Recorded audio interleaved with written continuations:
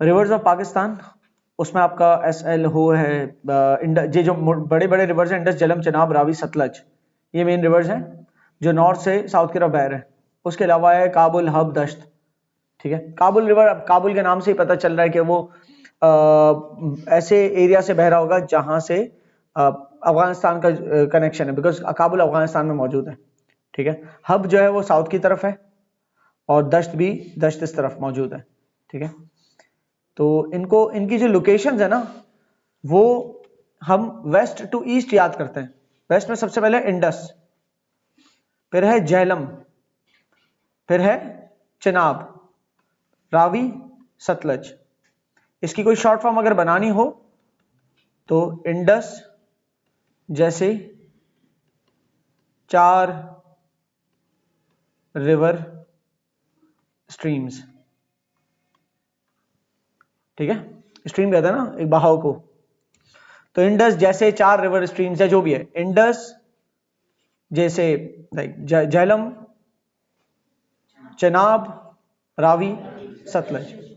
ठीक है, निमोनिक जब भी बनाओ ना, शॉर्ट फॉर्म जब भी बनाओ, तो इंपॉर्टेंट ये है कि उस शॉर्ट फॉर्म की जो फुल फॉर्म है ना, उसमें उस शॉर्ट फॉर्म का कोई टच भी होना चाहिए। सही है, अब मिसाल के तौर पे इस पूरे जुमले के अंदर इंडस जैसी 4 रिवर्स स्ट्रीम, तो आपको जहन में आ जाएगा कि ये वो रिवर्स के हवाले से, क्योंकि इंडस बोल दिया और रिवर स्ट्रीम बोल दिया, तो रिवर्स के हवाले से ही है। सो पहला इंडस है, दूसरा झेलम है, फिर चनाब है, फिर रावी, सतलज है। इनफैक्ट ये सारे मिलके फिर एक ही रिवर बन जाता है आगे जाके, जो है इंडस रिवर। आखिरी जो एक रिवर बन रहा है उसको इंडस रिवर ही कह रहा है। तो एक्चुअली जो सबसे पहला वाला ये है ना, इसी का नाम आगे तक कैरी हो रहा है, और बाकी इसमें जोड़ रहे हैं सारे। ठीक है, अब ये जो बह रहा है ना, यहां से अगर मैं मार्क करूं तो ये इंडस रिवर सिस्टम है, मेनली यही बह रहा है। ठीक है, उसके बाद इसके साथ जो स्ट्रीम्स जुड़ रही हैं वो है झेलम की, चेनाब की, रावी की, और वो जुड़ के फिर आगे जा रही हैं, उसमें मिल रहा है सतलज, और वो जुड़ के रिवर स्ट्रीम जो है हमारे इंडस का पार्ट बन रहा है। ठीक है, और ये पंजाब भी इसीलिए नाम है इस जगह का कि यहाँ 5 पानी मिलते हैं आके, इस प्रोविंस का नाम पंजाब। ठीक है, 5 पानी मिलते हैं। तो इंडस सबसे मेन आ रहा है ऊपर से, झेलम, फिर चनाब, और फिर रावी। झेलम चनाब कॉन्फ्लुएंस कर रहे हैं यहां पर, ये बना हुआ है ना, I just can't read slow, ये भी एक बड़ी मशहूर हुआ है, लेकिन मैं इसको बनाता हूं आप लोग की आसानी के लिए। इंडस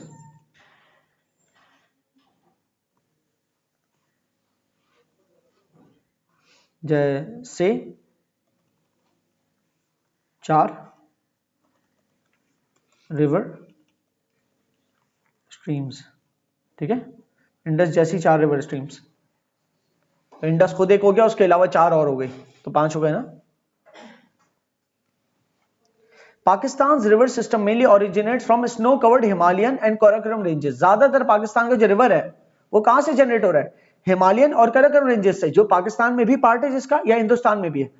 हिमालयन रेंज हिंदुस्तान तक भी जा रही है ना, कराकोरम रेंज भी जा रही है, तो वो भी वहां से भी पिघलते पिघलते पानी का फ्लो बन रहा है, जो कि हमारे पास जो बाकी दरिया आ रहे हैं, झेलम, चिराब, सतलज, रावी, ये जो आ रहे हैं, तो वो भी उन्हीं पहाड़ों से पिघलते हुए आ रहे हैं जो इंडिया के पास हिस्सा है, और बाकी पाकिस्तान के पास जो मेनली पहाड़ का हिस्सा कराकोरम का, वहां से इंडस भी आ रहा है। ठीक है, तो ओरिजिनेट होना मतलब कि कहां से शुरुआत हो रही है। फिर बता रहे हैं कि ये 4 रिवर जो है मिथनकोट पे, वो पंजनद पे मर्ज होते हैं, झेलम, चनाब, रावी और सतलज, और उसके बाद वो किससे मर्ज हो जाते हैं? मिथनकोट से।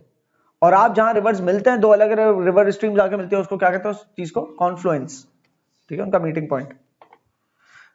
रिवर्स ऑफ पाकिस्तान, इंडस, झेलम, चनाब, रावी, सतलज, काबुल, हब, दश्त, ये नाम है, ये उनके साथ किलोमीटर्स है। आप इनके किलोमीटर्स की तरफ जाओ ना जाओ वो आपके ऊपर है, कोई याद करने वाला फैक्टर नहीं है, लेकिन ये पता होना चाहिए सबसे बड़ा कौन सा है? इंडस है, क्योंकि वही एंड तक जा रहा है, सबसे मेजर वही है, इसीलिए जो बाकी उस इंडस के अंदर मिल रहे हैं तो उनको नाम नहीं दिया, इंडस का नाम दिया हमने, इंडस रिवर सिस्टम पाकिस्तान का। ठीक है, और उसके बाद है चनाब, साइज में बड़ा, हालांकि इंडस के अगला वाला जो है वो 774 किलोमीटर जो लेंथ में मौजूद है, उसके बाद वो जाके मिलता होगा इंडस में, वो है। फिर 960 किलोमीटर लेंथ में मौजूद है चनाब से। फिर रावी है, सतलज है, काबुल रिवर भी बहुत लंबा है, लेकिन वो काबुल रिवर जो है उसकी लोकेशन अफगानिस्तान और केपीके वाली साइड की तरफ है। ठीक है, हब रिवर, दश्त रिवर, तो लेकिन इसमें सबसे ज्यादा इंपॉर्टेंट इंडस ही है। ठीक है, इंडस का ओरिजिन कहां से हो रहा है, तो आप बता रहे तिब्बतन प्लेटो, चाइना। जो कराकोरम रेंज चाइना इंडिया के बॉर्डर की तरफ जा रही है, वो एरिया तिब्बत का कहलाता है, चाइना इंडिया का बॉर्डर लगता है, उस पर उनका आपस में डिस्प्यूट भी होता है। तो उसके जो प्लेटोज हैं और उसके आसपास की माउंटेन रेंज जो है, वहां से इंडस रिवर सिस्टम हमारा ओरिजिनेट हो रहा है। जो सबसे ऊपर वाली लाइन है, जो सबसे टॉप वाली लाइन है, जो मोटी ये आ रही है ना लाइन, इंडस रिवर सिस्टम की है। मेनली इंडस रिवर सिस्टम में इंडस रिवर की मेन लाइन है, और ये शुरुआत कहीं यहां से कहीं से हो रही होगी। तो ये जो जगह होगी ना, ये तिब्बत का एरिया होगा। तो थोड़ा सा मैप और लंबा होता है हमारे पास, वो तिब्बत का एरिया चाइना और इंडिया के दरमियान एक वो है, डिस्प्यूटेड टेरिटरी है, ठीक है। तो ये आ रहा है, ये सबसे बड़ा है, ये 3000 किलोमीटर के करीब है।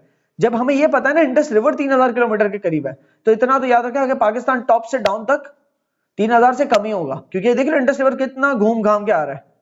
तो ऊपर से नीचे तक, नॉर्थ टू साउथ, पाकिस्तान की लेंथ जो है वैसे भी हमने देखी थी 1600 किलोमीटर थी, और पाकिस्तान की जो चौड़ाई वाला हिस्सा है किसी एक पॉइंट से दूसरे पॉइंट तक को हमने देखा था 885 किलोमीटर तक का, राइट। लेकिन ये क्योंकि घूम घूम के आ रहा है, तो ये 1600 किलोमीटर नहीं बल्कि उससे बहुत ज्यादा है, ये 3000 किलोमीटर के करीब है इंडस, ठीक है। और बाकी 700 900 500 इतने किलोमीटर के हैं सारे। सही होती है बात। ये देख रहे हो काबुल रिवर। अब काबुल रिवर देखने में कितना छोटा सा है, आपको कितना छोटा सा काबुल रिवर, जी काबुल रिवर है बहुत बड़ा, पीछे से आ रहा है। वरना तो आप कहोगे कि रावी भी मुझे बहुत छोटा लग रहा है, इतना सा रास्ता, वो पीछे से चलता चला रहा है, उस पूरी लेंथ को गिन रहे हैं यहाँ पर, ठीक है। वरना काबुल रिवर आपको 700 किलोमीटर कहीं से भी नहीं लग रहा होगा देख के। देखें कि पाकिस्तान जब एंड टू एंड 800 किलोमीटर के करीब है, तो इतनी सी जगह 700 कैसे हो सकती है। नॉर्थ मतलब ईस्ट टू वेस्ट पाकिस्तान अगर 800 के करीब है, तो इतनी सी जगह 700 तो कैसे भी नहीं लग रही, right, because it's coming from way behind. और काबुल रिवर पे वर्षा डैम बना हुआ है, इंडस रिवर सिस्टम पे तरबेला डैम बना हुआ है। ये जो झेलम आ रहा है उसके ऊपर नॉर्थ वाले हिस्से में मंगला डैम बना हुआ है। तो ये सारे डैम्स का भी अंदर जिक्र किया गया है कि झेलम रिवर है, झेलम रिवर पे मंगला डैम, रसूल बैराज, ट्रीमू बैराज। नाम याद नहीं रखना, डैम का नाम जरूर याद रखना। डैम्स जो है ना गिने चुने ही है। तरबेला डैम, शक्कर बैराज, फिर यहाँ पर क्या है, सबकी डिटेल्स दी हुई है। सिग्निफिकेंस क्या है, ये सिग्निफिकेंस बिकॉज हमने पहले ही बहुत सारी बात कर ली है आपके वोकैबुलरी के लिए, तो आप इसको रीड करेंगे, you will understand it. Irrigation का लफ्ज अगर आ जाता है, इरिगेशन का मतलब क्या होता है, पानी देने के सिस्टम को, एक्चुअली पानी को मैनेज करने के सिस्टम को कहते हैं इरिगेशन। पानी को मैनेज करने का मतलब, इरिगेशन में क्या क्या की चीजें शामिल होती है। इरिगेशन में डैम्स शामिल है, इरिगेशन में डैम्स शामिल है, पानी को स्टोर करते हैं एक हाइट के ऊपर, फिर पानी को रिलीज करते हैं किसी एक सिस्टम के जरिए, तो पानी को स्टोर करते हैं वो, तो डैम्स इरिगेशन के भी काम आते हैं। डैम्स पावर जनरेशन के भी काम आते हैं, लेकिन पावर जनरेशन अलग टॉपिक है। डैम्स के मल्टीपल यूजेस है ना, पावर जनरेशन के काम आते हैं, इसके अलावा फ्लड कंट्रोल के काम आते हैं, इसके अलावा पानी को सेव करने के काम आते हैं। तो पानी के बहाव को लेकर जो दो फैक्टर्स है ना, फ्लड रोकने के काम आते हैं, फ्लडिंग कंट्रोल करने के काम आते हैं, और पानी को रिजर्व करने के काम आते हैं डैम्स, ठीक है ना। फ्लडिंग को कंट्रोल करते हैं, राइट, और पानी को रिजर्व करते हैं, तो जितना चाहिए उतना ही छोड़ो डैम से। तो डैम्स हमारे इरिगेशन सिस्टम का पार्ट है। फिर और आगे आ जाएं तो बैराज, बैराज भी हमारे इरिगेशन सिस्टम का पार्ट है, कि वहां तक पानी जब पहुंचता है तो बैराज में इतनी कैपेसिटी नहीं होती है पानी को बहुत होल्ड कर सके डैम जितना। बैराज एक हद तक होल्ड कर सकता है, उसमें बस एक हाइट होती है। इसके अलावा बैराज कंट्रोल करता है, बहुत सारे गेट्स लगे होते हैं, कौन सा गेट खोलना है, तो जिस कैनाल में पानी जाएगा, बैराज के साथ कैनाल्स जुड़े हुए होते हैं। कैनाल क्या होता है, पूरे पूरे लाइनें जुड़ी हुई होती है, समझ लो पूरे पूरे पैसेज बने होते हैं कि इस एरिया में जाना है पानी, इस एरिया में जाना है, या आगे किसी तीसरे एरिया में जाना है, और ये बीच में बैराज है, गेट यहाँ पर लगा हुआ है, यहाँ पर लगा हुआ है, यहाँ पर लगा हुआ है, ठीक है ना, किस वाले एरिया के लिए कितना छोड़ना है पानी, राइट। तो ये आगे जो है सारे वो क्या है, कैनाल्स।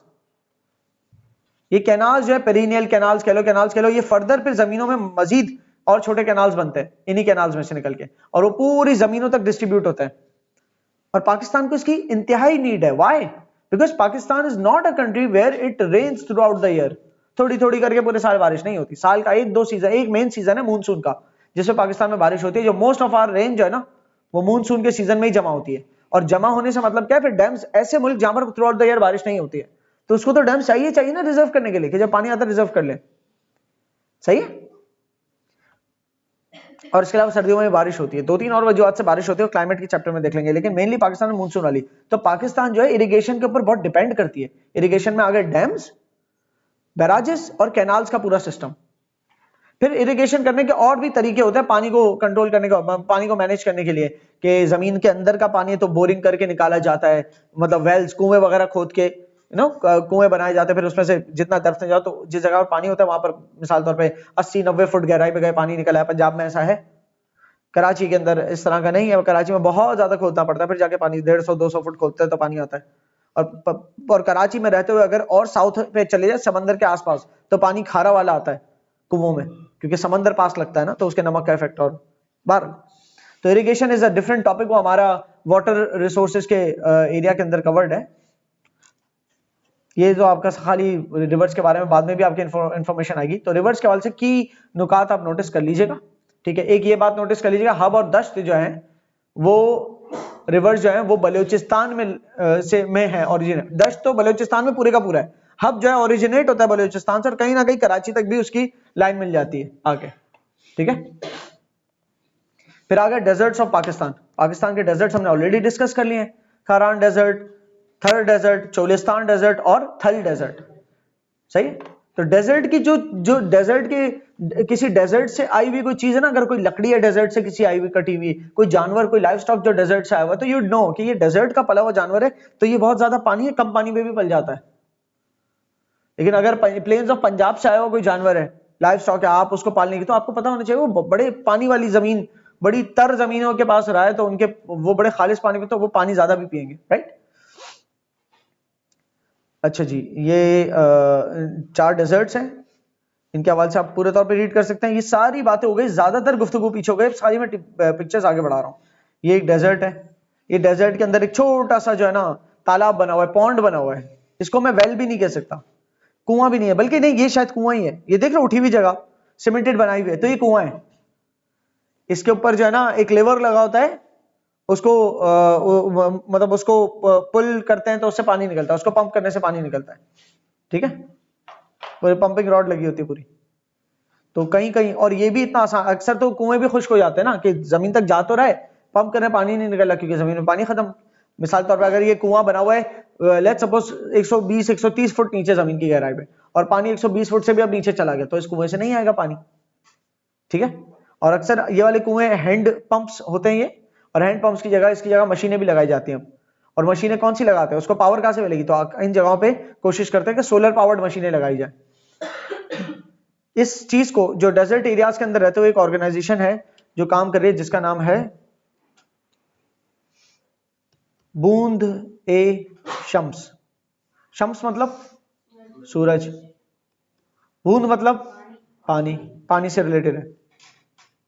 सूरज की बूंद मुराद क्या है इनकी, ये पंप्स लगाते, मशीनरी लगाते ड्रिल करके अंदर तक, और मशीनरी जो लगाते हाथ से नहीं निकालना पड़े पानी, वो मशीनरी किससे चलती है, सोलर इलेक्ट्रिसिटी से, सही ना, सोलर इलेक्ट्रिसिटी से चलती है। तो लोगों की लाइफ आसान की इन्होंने। इसी तरीके से एक और ऑर्गेनाइजेशन है, वो ब्रदर्स हैं आपस में, बिलाल साकिब और मोमिन साकिब। इनका काम सिर्फ मीम्स बनाना नहीं है, ये जो वक्त पलट गया, जज्बात पलट गया वाला जो है ना, मोमिन साकिब, अगर आपने उसके मीम्स देखे हो, वो और उसका भाई, इन लोगों की ऑर्गेनाइजेशन है जिन्होंने थर के अंदर काम किया है। वो क्या बनाया उनके मैं बताता हूँ, कि एक मुश्किल लाइफस्टाइल है यहाँ पर, क्योंकि रिवर स्ट्रीम्स नहीं बह रही यहाँ से, थर्ड डेजर्ट वाली। हमने पहले भी, अगर आप देखो ना, पहले भी हमने रिवर्स के बारे में पढ़ा, डेजर्ट्स के बारे में पढ़ा। दोबारा क्यों आ रहा है, वो इसलिए आ रहा है दोबारा बार बार ये, कि पहले हमने उसको जनरली पढ़ा, लेकिन जनरली पढ़ते हुए मिसालें बलूचिस्तान की दे दी, या डेजर्ट्स भी हमने पहले डेजर्ट क्या होता है, सहरा, उसको पढ़ाते हुए मिसाल मैंने पाकिस्तान के अंदर सहराओं की दी थी, इसलिए ऐसा लग रहा है कंटेंट रिपीट हो रहा है, पर ये कंटेंट टॉपिक चेंज हो रहा है। मतलब अब प्लेटोस पहले हमने पढ़ लिए क्या है, फिर बलूचिस्तान प्लेटो के बारे में। अब जाहिर है जो प्लेटोस होते हैं वही वाली खुसूसियात आपको बलूचिस्तान प्लेटोस में मिलेंगी, सही। क्या रगिड टेरेन, प्लेटोस में रगिड होता है, फ्लैट सरफेस नहीं होता, रोलिंग रगिड टेरेन होता है, उतार चढ़ाव टेरेन के अंदर, ठीक है। बहुत सारे मल्टीपल माउंटेन्स भी आपको मिल सकते हैं कहीं ना कहीं, उसी उतार चढ़ाव में कई माउंटेन्स की रेंजेस भी मौजूद है, फिर उसके बाद आ जाता है प्लेटोज मौजूद है, ठीक है। वहां पर आपको बेसिन्स मिलेंगे, बेसिन्स मतलब जमीन का गढ़ा, बहुत दूर, मतलब बहुत निचला हिस्सा, प्लेटोज में यही है ना कि उतार है, सॉरी उतार और चढ़ाव है। तो ऊंचाई वाली जमीन है तो साथ में बेसिन्स भी हैं जमीनों के दरमियान। एक तो होती कौरी, कौरी और सर्क जिस तरह से ना नॉर्दर्न एरियाज में, वो भी बेसन नुमा शेप ही है, गोल बड़ी सी एक जमीन के अंदर गड़ा। तो प्लेटोस वाला एरिया जो है बलूचिस्तान प्लेटोस में भी ये बहुत बड़े बड़े जो है ना डेप्थ वाले, इसको डिप्रेशन भी कहते हैं। डिप्रेशन मतलब दबा हुआ, भाई आपको बहुत डिप्रेशन है, आपको बहुत दबाव है। तो जमीन में डिप्रेशन होता है दबी हुई जमीन का हिस्सा, ठीक है, और उसको हम बेसिन भी कह सकते हैं, सही। तो जहां पर प्लेटोज होते हैं वहां पर डिप्रेस्ड एरिया भी होता है, दबा हुआ एरिया भी होता है, और कुछ उठा हुआ एरिया भी होता है। कैसे हुआ ये सब? ये सब कभी पानी बहा, कभी हवा चली, तो उससे इरोजन होते इधर इधर की मिट्टी निकल के गई कहीं और जमा होकर तोदा बन गई और प्लेटो बन गई, वहीं की मिट्टी यहां जमा हो गई, यहां की मिट्टी टूट के वहां चली गई, यही हो रहा है, ठीक है। और सब पूरे लैंडस्केप चेंज हो रहे हैं। बलूचिस्तान प्लेटोज के अंदर, अगर बलूचिस्तान प्लेटो की बात करें तो समझ लो बलूचिस्तान की बात हो रही है पूरे। बलूचिस्तान की बात करें तो वहां पर जो है नॉर्दर्न बलूचिस्तान में हिल्स जो है वो अप टू 3000 मीटर्स तक चले आते हैं। नॉर्दर्न बलूचिस्तान की बात हो रही है, सिर्फ वेस्टर्न माउंटेन्स की बात नहीं हो रही। यहाँ पर वेस्टर्न माउंटेन्स में हमने देखा था ना, वहां भी कोई 3000 मीटर्स के करीब बात हो रही थी कि जो पहाड़ियां उनकी चोटियां 3000 मीटर तक एवरेज जाती है। लेकिन वेस्टर्न माउंटेन्स में वो भी शामिल था, खैबर पख्तूनख्वा वाला हिस्सा भी शामिल था, सफेद को रेंज जो है वो खैबर पख्तूनख्वा के हिस्से से। तो अब हम सिर्फ बात करें बलूचिस्तान की, northern Balochistan, western Balochistan, coastal areas. तो northern Balochistan is on top, ये नॉर्दर्न बलूचिस्तान का एरिया है, आप समझ लो यहां से ये सारा नॉर्दर्न बलूचिस्तान वाला एरिया है, ये वेस्टर्न बलूचिस्तान वाला एरिया है, ठीक है। इनफैक्ट ये सारे को नॉर्दर्न कह लो और ये सारे को वेस्टर्न कह लो, ये सारे को कोस्टल बलूचिस्तान कह लो, कोस्टल, ठीक है जी। ये कोस्टल, कोस्ट के पास है ना, कोस्ट क्या होता है? समंदर का किनारा, समंदर के किनारे के पास वाले एरिया कोस्टल बलूचिस्तान। 3 हिस्सों में तोड़ा है, तो उसमें अलग अलग एल्टीट्यूड्स बताएं कि समंदर से कितनी ऊंचाई है। नॉर्दर्न बलूचिस्तान लगभग 3000 मीटर है, और उसमें अगर ऊंची जगह बोले तो चगाई हिल्स। वेस्टर्न बलूचिस्तान पे आए तो रास्को रेंज है वहां पर, इस तरफ रास्को रेंज है वेस्टर्न बलूचिस्तान में।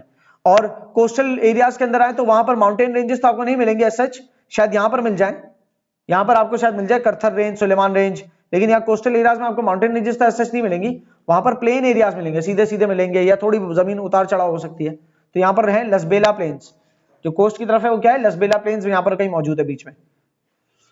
और वहां उसका फीचर क्या है? सैंड ड्यून्स मिलेंगे आपको, वहां पर पहाड़ नहीं मिलेंगे, लेकिन रेत के तोदे, रेत के टीले होते हैं ना, जो रेत जमा होती है, उस पर स्नोबॉल इफेक्ट जो मैंने बताया था कि रेत थोड़ी जमा होती है, फिर उस पर हवा से और जमा होती है, और जमा होती है, और जमा होती है, राइट। तो वो लसबेला प्लेन्स वाले एरियाज हैं। नॉर्दर्न बलूचिस्तान की फीचर्स, वेस्टर्न बलूचिस्तान के कोस्टल एरियाज के, ये एक दफा पढ़ लेंगे, लेकिन इसके अंदर कुछ इंपॉर्टेंट चीज है। फॉर एग्जाम्पल बात यहां पर हो रही है हामून की। हामून होते हैं सॉल्ट लेक्स।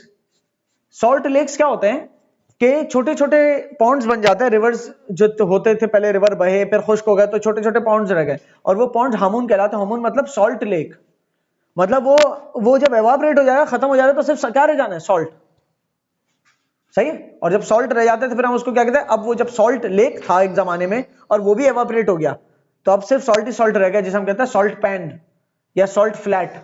सॉल्ट फ्लैट बन गया, जिसकी नहीं प्यारी सी एक तस्वीर भी दिखाई दी ऊपर, वो बड़े ऐसा लग रहा था टाइल्स टाइप के डिजाइन है, तो सॉल्ट फ्लैट्स। तो हामून जो है सॉल्ट लेक्स कहलाते हैं, ये आपको खारान डेजर्ट में मिलेंगे, ठीक है ना। ये कभी बारिश हो गई, वहां से गुजर हो गया तो एक रिवर नुमा बन गया, लेकिन वो रिवर खत्म हो गया तो फिर बाद में क्या रह गया? छोटा सा पॉन्ड रह गया, फिर पॉन्ड का पानी भी खत्म हो गया तो वहां सिर्फ सॉल्ट ही सॉल्ट रह गया।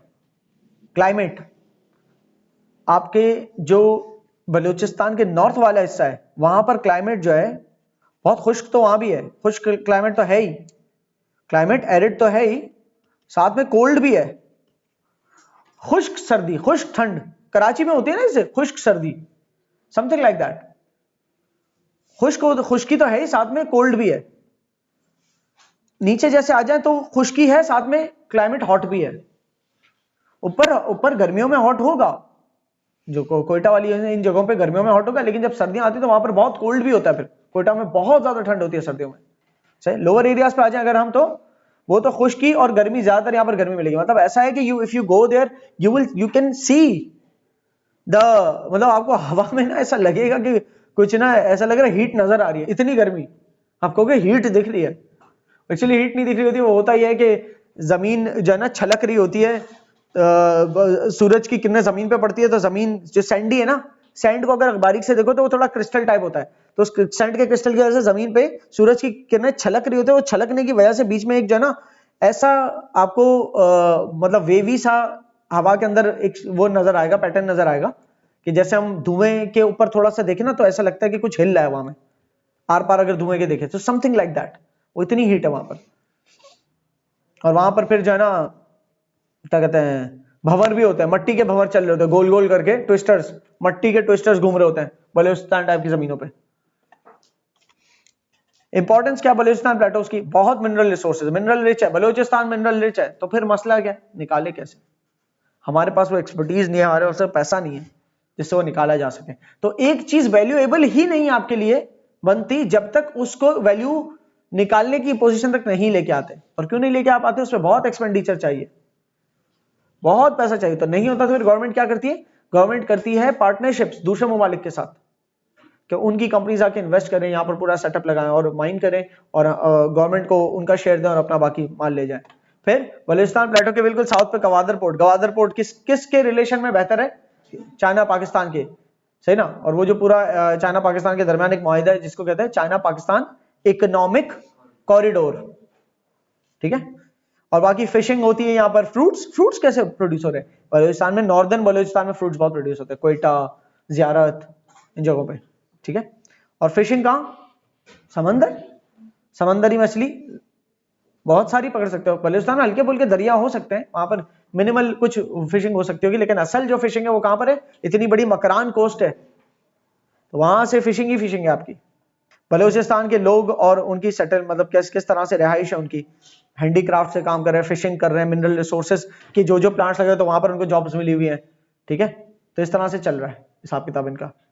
बलूचिस्तान के अंदर जो पासेज है माउंटेन्स के दरमियान, बोलान पास, खोजैक पास और गोंशोरो पास, ये ऐसे ऐसे नाम है। चगाई हिल्स में गोंशोरो पास है। चगाई हिल्स के पास ही इनफैक्ट मैं बताऊं तो चगाई हिल्स के पास ही पाकिस्तान ने अपना न्यूक्लियर टेस्ट भी किया था। न्यूक्लियर मिसाइल जब मार के टेस्ट करते हैं ना, चल रहा है सही नहीं चल रहा है, तो न्यूक्लियर टेस्ट जो पाकिस्तान ने किया था वो चगाई हिल्स में के एरिया पे ही किया था। बिल्कुल दूर दराज टाइप का एरिया, आसपास आबादी नहीं होनी चाहिए, ना न्यूक्लियर जो रेडिएशन है वो बड़ी खतरनाक होती है, कैंसर कॉजिंग होती है। बहरहाल तो यहाँ पर पासेस माउंटेन के दरमियान से गुजरते हुए ये मेन पासेस हैं, बुलान पास, गोजाक पास और गोंशोरो पास। ये आपको जो मैप्स हैं माउंट वजीर वो अपने नॉर्दर्न सॉरी वेस्टर्न माउंटेन्स उसके दरमियान पासेस बने हुए दिख जाएंगे। फिर फ्यूचर पोटेंशियल क्या है? इकोनॉमिक पोटेंशियल मतलब ये कि इकोनॉमिक आगे क्या क्या पॉसिबिलिटीज है, कमाई के जराये की फ्यूचर पॉसिबिलिटीज क्या है। तो इन्हीं चीजों के नाम लिख दिए वापस से कि बहुत सारे एरियाज में बलूचिस्तान के अंदर कमाई हो सकती है आगे जाके, अगर उस पर प्रॉपर तरीके से काम किया जाए। सही है। जैसे कि लाइव स्टॉक के ऊपर बहुत काम हो सकता है, लेकिन अगर प्रॉपर वहां पर वाटर का प्रोविजन मौजूद हो और वेटरनरी सर्विसेज हो, वेटरनरी मतलब जानवर के डॉक्टर की जो होती है, जानवर के डॉक्टर वेट कहलाता है ना, वेटरनरी डॉक्टर्स जो होते हैं, तो उनकी सर्विसेज प्रोवाइडेड हो। मिनरल्स, कॉपर, गोल्ड, सल्फर भरा पड़ा है वहां पर बलूचिस्तान में, मार्बल भरा पड़ा है, ठीक है। एग्रीकल्चर तभी हो सकता है जब इरिगेशन वहां तक पहुंचे, तो फिर जमीन ही जमीन है आपके पास, पर एग्रीकल्चर करना मुश्किल है वहां पर, मतलब क्योंकि इरिगेशन के आपके कैनाल ही वहां तक नहीं पहुंच पाते। गवादर पोर्ट उसके वो बहुत अच्छा बड़ा रोल प्ले करता है। तो कमाई के एतबार से बलूचिस्तान में कितना पोटेंशियल है, ठीक है। फिर topographical and drainage features of Balochistan. Topographical मतलब रिलीफ फीचर्स। रिलीफ किसे कहते हैं? लैंड के ऊंच नीच, किसी जगह लैंड ऊंचा है तो वो उस लैंड का रिलीफ फीचर है कि वहां एलिवेशन ऊपर है, मतलब अल्टीट्यूड ऊपर है। कहीं पर गड़ा बना हुआ डिप्रेस्ड लैंड, वो भी उसका रिलीफ है कि वहां पर एल्टीट्यूड नीचे है। सही। तो बलूचिस्तान प्लेटो के रिलीफ फीचर्स और रिलीफ फीचर्स से ताल्लुक रखते हुए होता है ड्रेनेज फीचर्स, क्योंकि लैंड जिस तरह का होगा वैसे ही पानी का बहाव होगा। अगर कहीं हाई एल्टीट्यूड से नीचे लैंड लो एल्टीट्यूड पे जा रहा है तो पानी ऊपर से नीचे बहेगा।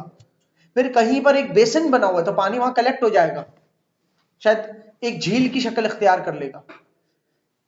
पॉन्ड भी ये होता है चारों तरफ से एक गड़ा जिसके अंदर पानी जमा हो, लेकिन पॉन्ड एक बहुत छोटा होता है, गली जितना हो गया या 10-12 फीट का भी पॉन्ड हो गया। झील जो होती है बहुत बड़े एरिया पे होती है, जो मैंने अभी थोड़े पहले दिखाई थी तस्वीर जिसके अंदर हैंड पंप लगा हुआ था, तो वहां पानी का तालाब बन गया था जो, दैट्स अ पॉन्ड। झील भी ऐसी ही होती है कि जिसके अंदर से कोई बहाव नहीं हो रहा था पानी का, लेकिन बहुत बड़े पैमाने पे होती है, ठीक है। पॉन्ड जल्दी गंदा भी हो जाता है क्योंकि छोटे पैमाने पे है ना पानी, गहराई कम है, जगह कम है। झील गंदी भी नहीं होती इस वजह से जल्दी। सही। और झील का पानी रिफिल होता है बारिशों के जरिए, एवापोरेशन के जरिए खत्म हो जाता है, सही। या लोग यूज कर लेते हैं झील का पानी निकाल निकाल के। तो बहरहाल अभी हम बलूचिस्तान प्लेटो के ड्रेनेज फीचर्स और टोपोग्राफिकल फीचर्स की बात करें तो बलूचिस्तान प्लेटोज में माउंटेन रेंजेस है, नाम लेना शुरू करें तो करथर रेंज है, सुलेमान रेंज है, सेंट्रल ब्राहवी रेंज है, इसके अलावा वजीरिस्तान हिल्स किसका पार्ट है, वेस्टर्न माउंटेन्स है, वेस्टर्न माउंटेन्स है बलूचिस्तान में आते हैं ना। वेस्टर्न माउंटेन्स पूरे पूरे केपीके में थोड़ी है, कुछ रीजन केपीके में, बाकी तो बलूचिस्तान के अंदर आते हैं। क्लियर है? तो माउंटेन रेंजेस है, इसके अलावा वहां पर बेसिन्स एंड वैलीज है। माउंटेन के दरमियान अगर प्लेन, दो माउंटेन्स उसके दरमियान अगर प्लेन है तो वैली कहलाता है, माउंटेन्स के दरमियान का जो प्लेन एरिया है। और ज्यादातर आपको ग्रीन वैलीज जो अगर मिलेंगी ना माउंटेन्स के दरमियान तो वो नॉर्दर्न बलूचिस्तान पे मिलेंगी, क्योंकि वहां से केपीके भी करीब है, कुछ ना कुछ रिवर्स का ज्यादा असर है वहां पर। और टेम्परेचर भी थोड़ा सा विंटर्स में कोल्ड है और गर्मियों में माइल्ड वार्म है या गर्म भी है, बट वहां पर आपको वैलीज मिल जाएंगी ज्यादा। इसके अलावा और साउदर्न बलूचिस्तान में तो प्लेटोज की सूरत इस तरह की है कि मतलब लैंड जो है वो रोलिंग शेप का है, हाई लो वही रगिड लैंड है अगर सेंट्रल बलूचिस्तान में और नीचे, और माउंटेन रेंजेस भी है सेंट्रल बलूचिस्तान में यानी साउदर्न बलूचिस्तान में। और साउथ आ जाओ तो कोस्टल एरिया है बलूचिस्तान में, ठीक है। और बलूचिस्तान के अंदर साउथ के अंदर जितना आते हैं तो उतने ज्यादा आपको जो है ना प्लेन लैंड्स मिलेंगे, लेकिन स्टिल वो प्लेन लैंड भी रगेड होंगे, बिल्कुल ही फ्लैट प्लेन नहीं होंगे वो, ठीक है। इसके अलावा वहां पर क्या मिलता है, वहां पर टेम्पररी सॉल्ट लेक्स नजर आते हैं, पानी के लेक, पानी की झीलें बन जाती है जो फिर वेबरेट, क्योंकि टेम्परेचर इतना है ना कि वो एक तो लोगों को यूज भी करना होता है, तो जहां झील बनी वहां पानी यूज कर लिया तो वैसे ही कम हो जाता है पानी, और इसके अलावा फिर एवापोरेट भी हो रहा होता है डेली का। इन जगहों पे लोग अपने पानी के बर्तन ढक के रखते हैं, गर्मी एट टाइम्स ऐसी होती है कि एवापोरेट ना हो जाए पानी, समझ रहे हो। ये थर हो गया, थर तो सिंध की तरफ है, बलूचिस्तान हो गया, इन जगहों पे सॉल्ट लेक्स क्यों कहते हैं उनको, क्योंकि वो लेक्स जब इवापोरेट हो जाएंगे तो पीछे सॉल्ट ही सॉल्ट रह जाता है, सॉल्ट पैन्स बन जाते हैं, सॉल्ट पैन या फिर सॉल्ट फ्लैट, सॉल्ट फ्लैट्स भी कहते हैं उसको। ड्रेनेज फीचर्स क्या है, ज्यादातर जो है ना reverse mostly flow into inland basins. ज्यादातर बलूचिस्तान के अगर कोई रिवर स्ट्रीम बनती भी है ना तो वो जो बलूचिस्तान के वो वाले एरिया है ना जो डिप्रेस्ड है, जहां पर खड्डे हैं या आसपास उठा हुआ लैंड है, नीचे जो दबा हुआ लैंड है, वहां पर रिवर्स का पानी जमा हो जाता है और लेक बना देता है, और फिर वो लेक से पानी कम होते होते वो सॉल्ट लेक रह जाते हैं, और फिर वो सॉल्ट लेक मतलब कम पानी नमक ज्यादा, ज्यादा तो इवेपोरेट हो गया और बहुत नमकीन लेक्स रह गए, वो फिर पूरा ही पानी खत्म हो जाता है, सिर्फ नमक ही रह जाता है, यानी सो इस तरह की कुछ सिचुएशन हो जाती है। कारिस सिस्टम, ओके, कारिस सिस्टम यूज होता है बलूचिस्तान के अंदर वाटर सप्लाई के हवाले से।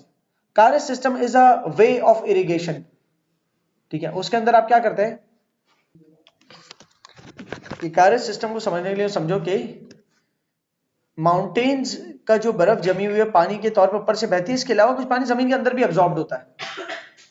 जो जमीन के अंदर एब्जॉर्ब पानी ना उसको निकालने के लिए, फॉर एग्जाम्पल ये जगह है, ये जगह है जहां से पानी आउटलेट करना है, निकालना है, तो अब इस जगह पर खड्डा खोदेंगे, खड्डा खोद के यूं जाएंगे, ऐसा नहीं है इतना आसान खड्डा खोदना, और अगर खोद भी दिया ना एक खड्डा मिसाल के तौर पे, तो पहली बात तो पानी का बहाव आते ही जो आखिरी बंदा अंदर गया होगा वो पानी के साथ बह जाएगा, अंदर दब जाएगा, क्या होगा, ऐसे नहीं होता।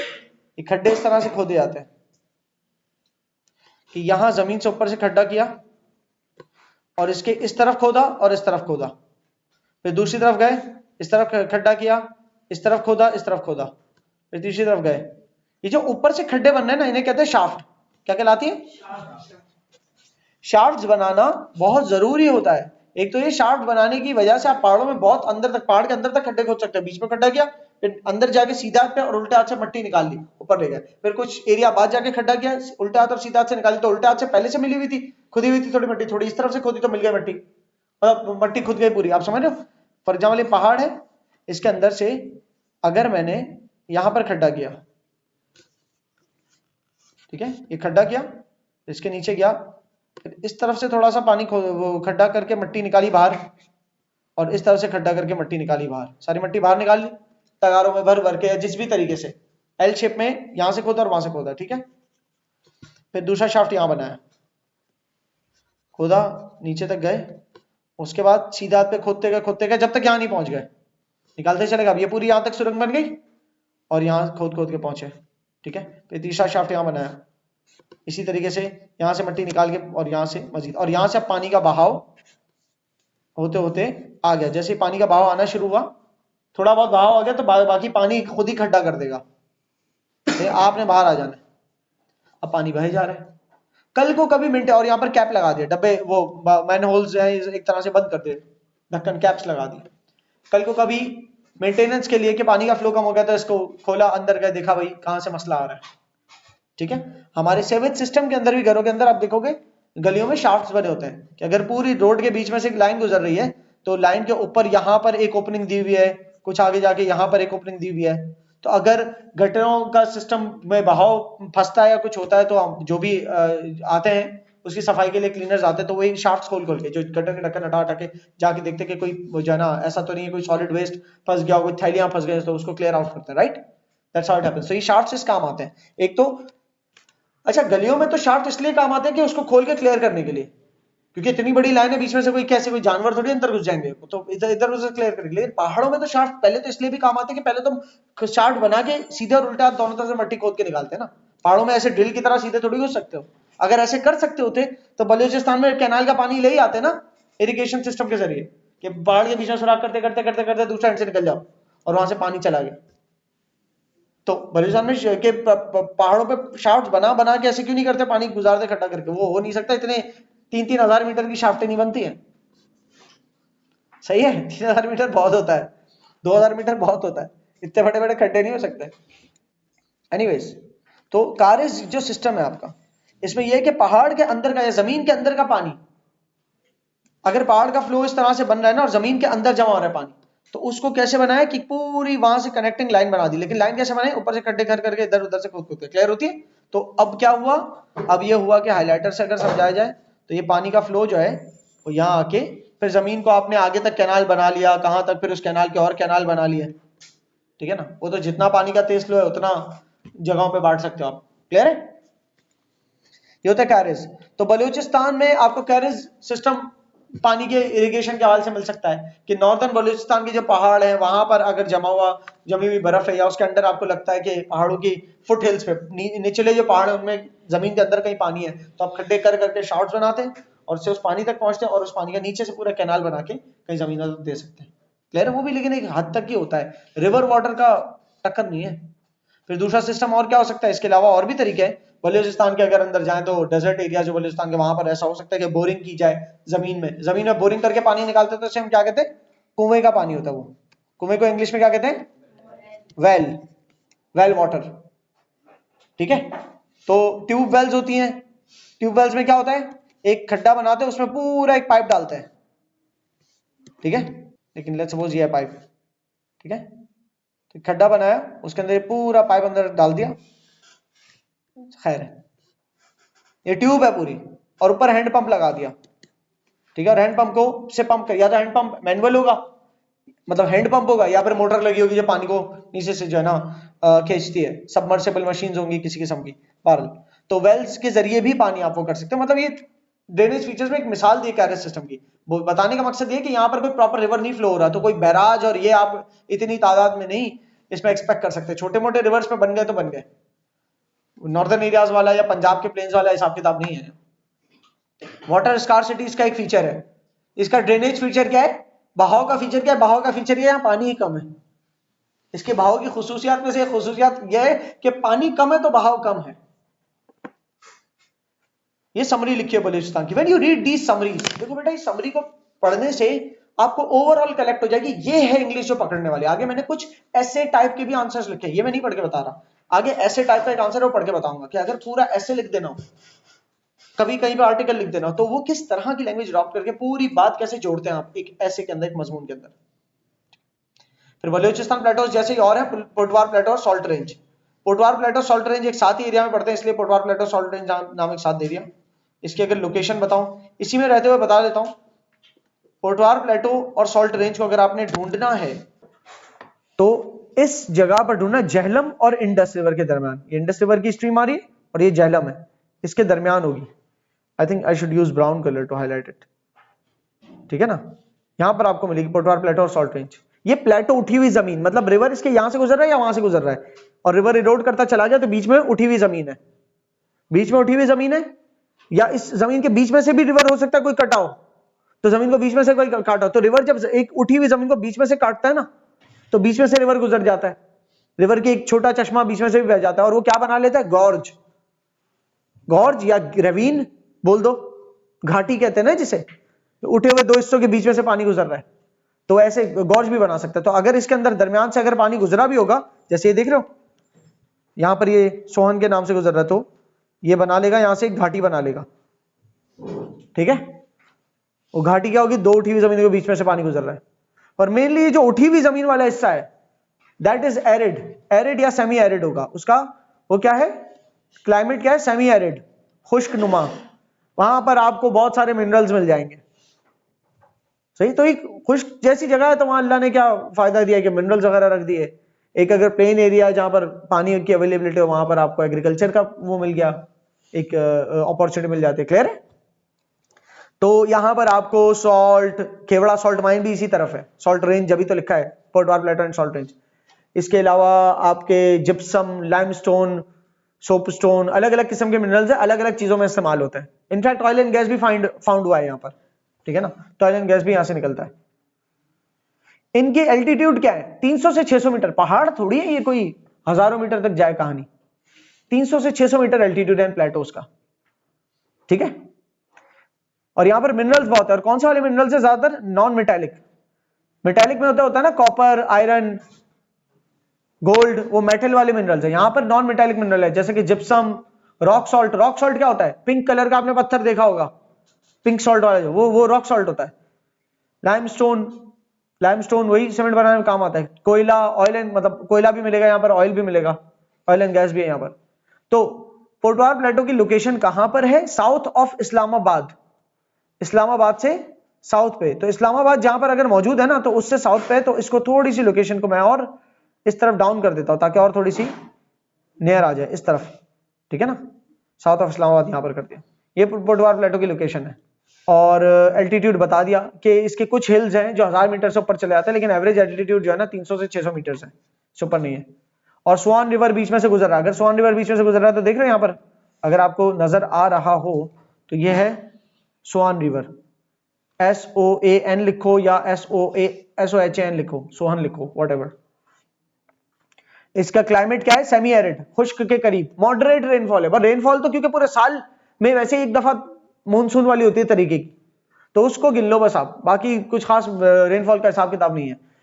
और इसमें वेजिटेशन कैसे हो सकती है, प्लेटोज है, हाई हिली एरिया से वहां तक पानी पहुंचाने में मुश्किल हो जाता है, तो अगर पानी पहुंचा सकते हैं तो थोड़ी बहुत वेजिटेशन हो सकती है, हरियाली हो सकती है वहां पर।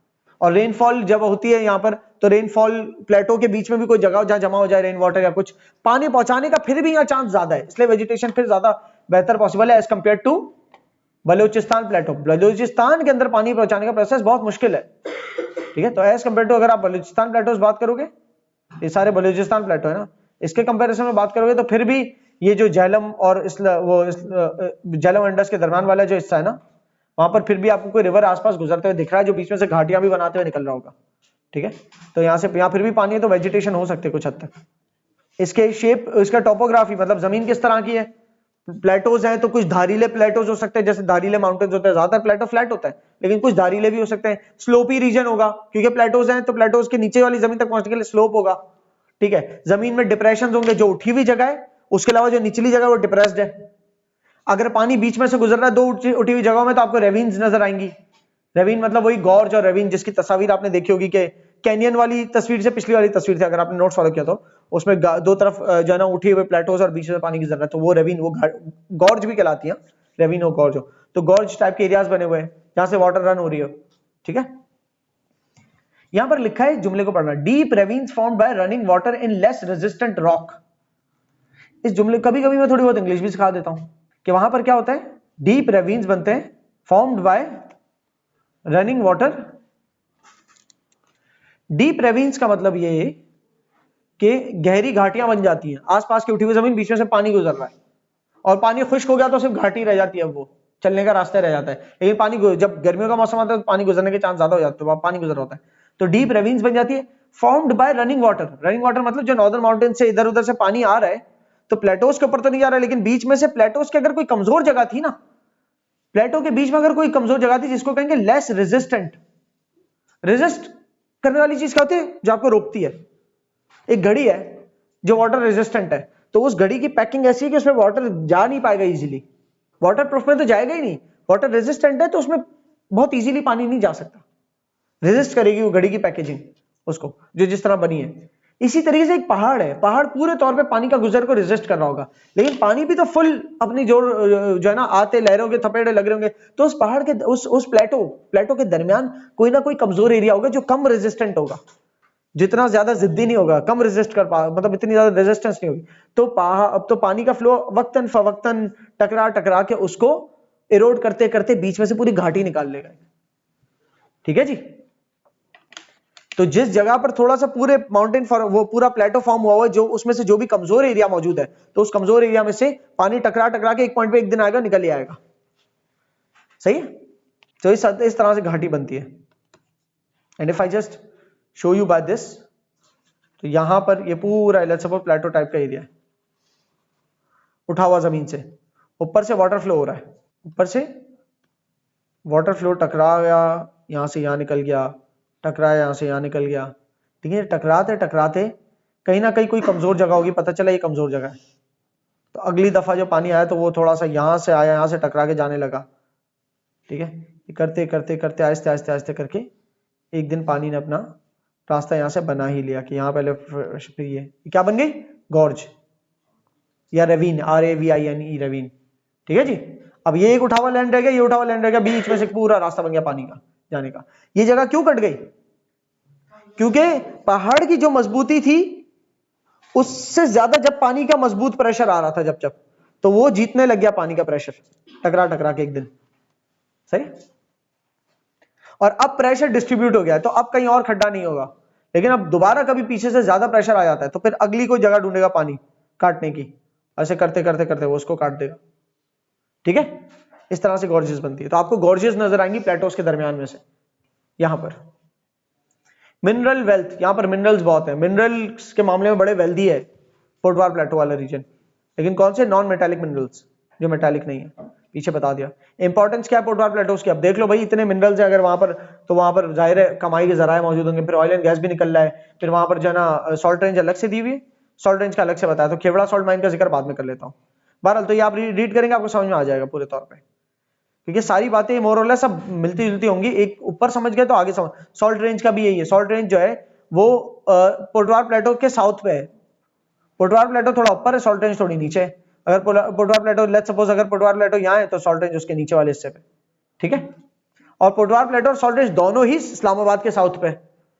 जब पोर्टवार प्लेटो इस्लामाबाद के साउथ पे और सॉल्ट रेंज पोर्टवार प्लेटो के साउथ पे, तो दोनों ही साउथ हुए ना इस्लामाबाद के। सॉल्ट रेंज में क्या है, खेवड़ा सॉल्ट माइन है, दुनिया की सबसे बड़ी नमक की कान तो नहीं है, दूसरे नंबर पे दुनिया की सबसे बड़ी नमक की कान जो है वो तो कनाडा के अंदर मौजूद है। सेकंड नंबर पे आती है पाकिस्तान की खेवड़ा सॉल्ट माइन। ठीक है, वहां बहुत सारे फ्लोर, 3-4 पता नहीं 3-4-5-6 फ्लोर्स बने हुए जहां से नमक निकलता रहता है, और ये पिंक सॉल्ट है, इसकी वर्थ एक आम समुद्री सॉल्ट से बहुत ज्यादा होती है। सही है, केमिकल इंडस्ट्रीज के अंदर बहुत ही जाता है। फिर इस सॉल्ट के प्रोसेस के अंदर फिर एक पानी भी निकलता है, जब पहाड़ के अंदर ना सॉल्ट जमा हुआ पानी की सूरत में भी होता है, तो वो पानी अलग बिकता है इंडस्ट्रीज को। ठीक है, ये बहुत केमिकल प्रोसेस में काम आती है चीजें। अच्छा, खेवड़ा सॉल्ट माइन जैसे हमने बताया ना, पोर्टवार प्लेटो की जो एल्टीट्यूड एवरेज 300 से 600 है, खेवड़ा सॉल्ट माइन का एल्टीट्यूड थोड़ा सा ऊपर है, 750 मीटर से 900 मीटर तक जाता है। और इसकी जो सबसे ऊंची जगह है ना, वो सेक्सर पीक है। सेक्सर पीक एक ऊंचाई, एक ऊंची पहाड़ी नुमा है खेवड़ा सॉल्ट माइन में, जिसकी जो वो है हाइट एल्टीट्यूड है वो 1527 मीटर है। ठीक है, पढ़ेंगे आगे बढ़ेंगे, की फीचर्स पढ़ेंगे आप खुद ही, इकोनॉमिक एक्टिविटीज खुद पढ़ेंगे। अब जैसे टूरिज्म लिखा है, ठीक है ना, टूरिस्ट अट्रैक्शन है वहां पर, खुद खेवड़ा की जो वो है पूरी नमक की कान है, वहां पर भी विजिट्स होते हैं, ट्रेनें बनाई हुई है, लोगों को लेके जाके विजिट्स वगैरह कराते हैं। ठीक है, topographical and drainage features of Potwar plateau and salt range. फिर आप सॉल्ट रेंज के टोपोग्राफिकल फीचर्स बिल्कुल पोटवार प्लेटो जैसे ही हैं, घाटियां मिलेंगी, रवीन्स मिलेंगी, डिप्रेशंस मिलेंगे, सही है, याद देखें, जब पढ़ेंगे तो आप कहेंगे मोर और लेस। अब एक चीज समझ में आ गई ना, अच्छा पोटवार प्लेटोज और सॉल्ट रेंज के जो प्लेटोज है उनके जो टोपोग्राफिकल फीचर्स है उसी तरह के बलूचिस्तान प्लेटोज के मिल जाएंगे, elevated land, rugged landscape, depressions, खड्डे। हाँ रवीन्स शायद उस तरह से ना मिले जितनी पोटवार प्लेटो, क्योंकि पोटवार प्लेटो के पास से रिवर सिस्टम गुजर रहा है तो तोड़ तोड़ के बीच में से घाटियां बना रहा है, सही है। बलूचिस्तान प्लेटोज में रवीन्स रिवर से बनी हुई नहीं होंगी, वो कहीं ना कहीं ये हो जाएगा कि एक वो जो है ना बड़ा सा प्लेटो है, बीच में कोई डिप्रेशन है, रवीन नहीं है लेकिन डिप्रेशन है, खड्डा है जमीन का, फिर दूसरा प्लेटो है। रवीन जो होता है ना बीच में से कटी हुई घाटी, तो वो डेजर्ट एरियाज में कम ही आपको मिलेंगे क्योंकि वहां पर रिवर गुजरा ही नहीं है ना, और अगर गुजरा हो कभी तो उस जमाने में वो बना के गया होगा उस घाटी को पानी, फिर पानी खुश्क हो गया होगा, क्लियर है। बलूचिस्तान प्लेटो में सॉल्ट लेक्स मिलेंगे क्योंकि वहां पर एवापोरेशन का रेट ज्यादा है पानी जमा होने से, तो साल के अगर किसी पहर पानी जमा हो जाए रिवर की सूरत में आता है, फिर किसी खड्डे में डिप्रेशन में जमा हो जाता है, रिवर पीछे से खुश्क हो जाता है, फिर वो खड्डा भी एक पॉइंट पे आके कम होते होते एवापोरेट हो रहा है, यूज हो रहा है, एवापोरेट हो रहा है, यूज हो रहा है, तो जितना एवापोरेट हो गया जितना बच गया वो ज्यादा नमक वाला पानी रह गया ना, क्योंकि एवापोरेशन के वक्त नमक तो ऊपर नहीं जाता ना हवा में, तो वो ज्यादा नमकीन पानी होते होते एंड में सिर्फ नमक ही रह जाता है, तो जब ज्यादा नमकीन पानी होता है वो सॉल्ट लेक की सूरत तैयार कर चुका होता है, और फिर और कम होते होते फिर सॉल्ट की सूरत अख्तियार, सॉल्ट पैन कह देते हो जिसको, कि सॉल्ट पैन की सूरत अख्तियार कर चुका होता है, ठीक है जी। तो पोटवार प्लेटो और सॉल्ट रेंज की समरी पढ़ोगे। फिर आते हैं हम इंडस प्लेन पे। इंडस प्लेन का हमने मोर और लेस बहुत पीछे डिस्कशन कर लिया।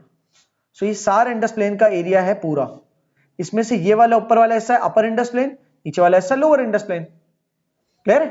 प्लेन कौन सा एरिया है, ये इंडस प्लेन कौन सा एरिया है कि जो दरिया के आसपास का फ्लैट एरिया है, और इस एरिया की सबसे बड़ी खासियत क्या होती है, यहां पर एग्रीकल्चर हो जाता है, वहां एग्रीकल्चर हो जाता है। दरिया तो फ्लड करता है वहां पर, एक बात, दरिया फ्लड करता है तो दरिया जब भी वहां से वहां फ्लड करता है फिर वापस अपनी जगह पर आ जाता है, तो जमीन के ऊपर बहुत सारे एलुवियल बिछा के चला जाता है दरिया, तो उससे क्या होता है वो जमीन जरखेज हो जाती है, उसका सॉइल ऐसा हो जाता है कि वहां कुछ उगाया जा सके, ठीक है। तो यहाँ पर पानी, और फिर थ्रू आउट द ईयर पानी गुजर भी रहा है तो पानी की रसाई भी मौजूद है, कभी बारिश ना हो पानी शॉर्ट हो तो कैनाल्स तो बने हुए, दरिया से बैराज के जरिए कैनाल्स के जरिए आपकी जमीन तक पानी आ रहा है, ठीक है, तो आप पूरे साल भी उस पानी को चला सकते हो, सही जी। अपर इंडस प्लेन के पास ज्यादा पानी मौजूद है क्योंकि असल गुजर वहीं से रहा है, फिर आते आते लोअर इंडस प्लेन के पास जो पानी अपर की बनस्बत थोड़ा कम है। जब भी सिंध और कराची जैसे एरिया में जब बोरिंग करना होता है ना, खोदते हैं जमीन को, तो 150-200 फुट नीचे खोदते हैं तब जाके पानी निकल पाता है, जबकि अपर इंडस प्लेन की जमीनों में अगर 50-60 फुट खोदते हैं इतने में पानी निकल आता है, जमीन के अंदर का भी। तो ये तो बहता हुआ पानी तो एक है, फिर जमीन के अंदर का भी पानी वहां ज्यादा है क्योंकि जमीन एब्जॉर्ब भी तो कर रही है ना पानी, जमीन की एक लेयर के बाद पानी अंदर होता है मौजूद, एक लेयर तक खोदो पानी गदला आ जाता है, फिर और खोदो तो पानी क्लियर वाटर भी आ जाता है, लेकिन उसको निकालने के बाद आरओबी करना पड़ता है, रिवर्स ऑस्मोसिस, तो ताकि बिल्कुल ही उसके मिनरल्स के इफेक्ट खत्म हो जाए, फिर आपको जो मिनरल उसमें डालना है ना वो आप डाल दो, लेकिन वो तो आज के दौर में होता है, पहले तो उसको रिवर्स ऑस्मोसिस भी नहीं करते थे। रिवर्स ऑस्मोसिस का प्रोसेस जो आरओ प्लांट्स नहीं लगे होते घरों के आसपास जो पानी दे रहे होते हैं, क्या करते हैं जमीन में खोद के पूरा बोरिंग सिस्टम बनाते हैं, उससे बोर करने का मतलब भी सुन लो भाई, बोरिंग सिस्टम, ताकि आप लोग को समझ में आए। बोर का मतलब to make a hole, make a hole, ठीक है, ये बोरियत वाला बोर नहीं है, बोर एज अ वर्ब मतलब मेक अ होल, बोरिंग मतलब जमीन के अंदर जो हम सुराख करते हैं ट्यूब डालने के लिए, तो वो लेट्स सपोज कराची में 150-200 फीट तक बोरिंग करके पानी निकाल तो लिया, वो पानी नीचे से अलग अलग मिनरल्स के साथ आ रहे जो अनवांटेड भी होंगे उसमें से, क्या हो सकता है किसी किस्म का अंदर ऐसा हार्मफुल मटेरियल है जो सेहत के लिए अच्छा ना हो, तो वो आए हुए पानी को जो हमारा बोरिंग वाटर से जो निकला है पानी पंप्स के जरिए खींचा गया, तो उस आए हुए पानी को एक पूरी मशीन के अंदर से गुजारते हैं, वो मशीन जो है वो मशीन कहलाती है आरओ प्लांट। आरओ प्लांट मतलब reverse osmosis plant, reverse osmosis process होता है, ठीक है ना। रिवर्स ऑस्मोसिस का प्रोसेस क्या करता है, उस पानी में से मिनरल्स खत्म कर देता है, उस पानी में से मिनरल्स खत्म कर देता है, मतलब उसका जो पानी से मिनरल बिल्कुल खत्म हो गया, बिल्कुल हल्का पानी कर देता है, वो भी सेहत के लिए कोई अच्छा नहीं है, उससे मिनरल्स ही पूरे नहीं होंगे बॉडी के, वो पानी को बिल्कुल हल्का करने के बाद फिर जो मिनरल्स बॉडी को चाहिए होते हैं ना वो मिनरल्स ऊपर से ऐड करते हैं, समझ आ रही बात, वो मिनरल्स ऊपर से ऐड करते हो जितनी मिकदार में बॉडी के लिए जरूरी है। तभी आप पानी की बोतलों के पीछे देखोगे सोडियम का अमाउंट लिखा होता है कितना है, जितने भी मिनरल्स हैं उनका अमाउंट लिखा होता है कितना कितना है, किसी भी पानी की बोतल के पीछे न्यूट्रिशन फैक्ट्स लिखे होते हैं ना, तो बताते, तो वो जितना जलना होता है उतना फिर ऊपर से ऐड करते हैं। कुछ होते हैं जो मिनरल ज्यादा ऐड कर देते हैं, अगर अच्छे स्टैंडर्ड्स को फॉलो नहीं करे तो ज्यादा मिनरल्स ऐड करने की वजह से फिर वो पानी जो है बहुत भारी फील होना शुरू हो जाता है। इनफैक्ट स्टील के ग्लासों के ऊपर वो पानी जब एवापोरेट थोड़ा सा चिपका होता है, एवापोरेट हो जाता है तो व्हाइट निशान छोड़ देता है, वो मिनरल्स ही होते हैं जो एंड में रह जाते हैं। ठीक है, सो बहरहाल मैं बात कर रहा था कि इन जगहों पर एक तो पानी दरिया का बह रहा है, फिर जमीन के अंदर भी पानी ज्यादा है एज कंपेयर टू हम बलूचिस्तान वाली बात करें। ठीक है, upper Indus plain lower Indus plain की लोकेशन आपको पता चल गई, और इनके टोपोग्राफिकल फीचर्स ये कहां पर पाए जाते हैं, इनके पास मेजर रिवर्स कौन कौन से हैं, और फॉर एग्जांपल यहां पर लिखा है कि मिथनकोट एक मकाम है जहां पर सारे रिवर्स मिल जाते हैं, तो मिथनकोट से पहले पंजनद एक मकाम है जहां पर 4 रिवर्स मिल जाते हैं। सही है, फिर वो 4 रिवर्स मिलके एक रिवर स्ट्रीम बन के आते हैं और इंडस से मिल जाते हैं, तो वो मकाम कहलाता है मिथनकोट का, ऊपर मैंने दिखा भी दिया था। तो सारी बातें, रिवर्स की एवरेज विड्थ कितनी है, तो आमतौर पे इनके रिवर्स जो हमारे अपर इंडस प्लेन और लोअर इंडस प्लेन के अंदर एवरेज रिवर्स की विड्थ है ना, अपर इंडस प्लेन पे विड्थ कम है, अपर इंडस प्लेन पे चौड़ाई कम है, रिवर्स की चौड़ाई कम है और फ्लो ज्यादा है, तो प्रेशर बहुत ज्यादा होगा पानी का। लोअर इंडस प्लेन पे पानी की चौड़ाई एक तो ज्यादा है और ऊपर से फ्लो वैसे ही टूट गया, कितना तो जमीनों में चला गया ना, ऊपर डैम्स ने रोक लिया, जमीनों में चला गया, तो सिंध तक पानी एक तो आ रहा लो प्रेशर है वैसे ही, और फिर फैलाव ज्यादा है जमीन का, दरिया का, क्योंकि 1.6 किलोमीटर है सक्कर के पास चौड़ाई, जहां से चौड़ाई की बात कर रहे हैं एंड तो इस तरफ से इस तरफ तक 1.6 किलोमीटर चौड़ाई का मतलब ये हो गया कि आप हमारे कोई भी किसी भी पॉइंट से उठाओ और वहां से 1.6 किलोमीटर कैलकुलेट करो, तो जितनी बड़ा एरिया हो जाता है ना, वो उतने बड़े एरिया से दरिया गुजर रहा है। ये नहीं कि एक गली से गुजर रहा है, 4 गलियों के फासले से गुजर रहा है, नहीं, वो बहुत बड़ा रीजन है जहां से दरिया बह रहा है। फ्लड प्लेन्स, इनके फ्लड प्लेन जो upper Indus plain lower Indus plain के फ्लड प्लेन्स हैं, उसमें कौन कौन से शेप्स नजर आएंगे, वो जो आपको रिवर के शेप्स नहीं दिखाए थे, मींडर्स, ऑक्सबो लेक, फिर ऑक्सबो लेक खत्म हो जाए तो वहां पर एक मींडर का स्कार रह जाता है, फिर आपको जो है उसके अंदर बहुत सारी लेवीज नजर आएंगी कि आसपास जो रिवर के जो बैंक्स हैं उसके ऊपर उठी हुई जमीन, वो लेवी कहलाती है। ठीक है, वो रिवर बैंक्स में लेवी कैसे बनती है, वो जो सारा एलुवियल जमा होता है वहां पर आके तो लेवी बना देता है। और अगर अपर इंडस प्लेन में कई पहाड़ मौजूद हैं, अगर अपर इंडस प्लेन की तरफ की बात करें, वहां पहाड़ मौजूद है, उन पहाड़ों के बीच में से पानी कट के आ रहा है, तो वो पानी कट के आ रहा है और पहाड़ों में वो बहुत सारा सिल्ट जमा कर रहा है, तो एलुवियल फैंस की शक्ल ले लेता है। ये सिल्ट सारा क्या हो जाता है, एलुवियल फैन, एलुवियल फैंस की सूरत। ठीक है, ये पानी बहते बहते जा रहा है और आसपास के जो प्लेन एरियाज हैं वहां पर टेरेसेस बना देता है। अगर एक शेप ऐसा बना देता है कि पहले वहां बह रहा था, फिर बीच में बाहर टेढ़ा मेढ़ा होते हुए गया पानी, तो इस तरह से जमीन को साइड से ना सीढ़ियों की सूरत दे दिया, तो ये जो कहलाते हैं एलुवियल टेरेसेस कहलाते हैं, एलुवियल टेरेसेस। ठीक है जी, पहाड़ों के नीचे एलुवियल फैंस है और पहाड़ों के आसपास की फ्लैट जमीन जो है ना, पहाड़ों के आसपास की, पहाड़ों के जो नीचे वाले हिस्सा है उसके आसपास के जो प्लेन एरियाज है वो कहलाते हैं पिएडमोंट प्लेन्स, पिएडमोंट। तो ये पिएडमोंट प्लेन्स भी होते हैं इसके आसपास। सही है, ये वोकैबुलरी है थोड़ी बहुत जो याद रखने वाली है, जो आप यहां लिख सकते हो, इसके ये पिएडमोंट प्लेन्स लिखे भी हैं। देखो पिएडमोंट प्लेन्स आपको कहां मिलेंगे, सॉल्ट रेंज, सॉल्ट रेंज प्लेटो टाइप का एरिया है ना, हाईलैंड्स है, तो उसके बीच में से अब घाटियों में से पानी आ रहा होगा, तो आसपास पहले तो एलुवियल फैंस बनेंगे एक तरफ, और उसके अलावा जो थोड़ा बहुत उन घाटियों के आसपास प्लेन एरिया होगा ना, फ्लैट एरिया होगा, वो कहलाता है पिएडमोंट प्लेन्स। इस तरह दूसरी तरफ सिंध की तरफ आ जाओ, सॉरी सिंध नहीं बोलूंगा, लोअर इंडस प्लेन बोलूंगा, हालांकि लोअर इंडस प्लेन ज्यादा काम आके सिंध में। तो लोअर इंडस प्लेन की बात करें अगर हम, तो लोअर इंडस प्लेन में करथर और सुलेमान रेंजेस, जिसको आप कहोगे वैसे तो कि वो बलूचिस्तान का पार्ट है, करथर रेंज और सुलेमान रेंज, लेकिन स्टिल वो सिंध की तरफ से ही जुड़ती है, करथर रेंज और सुलेमान रेंज जो कि इस तरफ के पहाड़ियां हैं। ठीक है ना, इसके भी आप इस वाली साइड पे अगर आओगे ना, तो यहां पर पिएडमोंट प्लेन्स बने हुए होंगे, वो जो पहाड़ों के आसपास का फ्लैट एरिया होता है। ठीक है, करथर सुलेमान रेंज के उस तरफ पानी की रसाई नहीं है, दूसरी तरफ पानी की रसाई नहीं है, लेकिन इस तरफ तो पानी मौजूद है ना। इरोजन, इरोजन क्या, पानी का बहाव होता है तो आसपास की जमीन से मट्टी इरोड करता है और कहीं और जाके सिल्ट को डिपॉजिट कर देता है, तो वहां सिल्ट डिपॉजिट्स बन जाते हैं। ठीक है, सिल्ट बोलो, सेडिमेंट्स बोलो, ठीक है, या फिर आप बस सिल्ट और सेडिमेंट बोल दो या एलुवियल बोल दो। ठीक है ना, उसके डिपॉजिट कहीं और करके वहां पर तोदे बना देता है मट्टी के पूरे पूरे, ऐसा होता है। तो इरोजन दोनों जगह पर होती है, दोनों जगह पर इरोजन होती है और कहीं और वो इरोजन डिपॉजिट भी हो जाता है फिर जाके। डेल्टाइक फीचर्स, अपर इंडस प्लेन में कह रहे डेल्टा वाली खुसूसियत नहीं है, समझ में आती है बात। अपर इंडस प्लेन में कह रहे डेल्टा की कोई खुसूसियत मौजूद नहीं है, लोअर इंडस प्लेन में डेल्टा की खुसूसियत मौजूद है, क्योंकि लोअर इंडस प्लेन पे से समंदर है और समंदर और पानी जहां टकराते हैं वहीं बनता है डेल्टा। क्लियर होती है? जहां पर डेल्टा बनता है वहां पर बहुत सारे स्वाम्प्स बन जाते हैं। स्वाम्प्स मतलब जो मट्टी आसपास की होती है ना, वो बहुत ही वैसी हो जाती है, दलदल जैसी, दलदल नुमा मट्टी हो जाती है।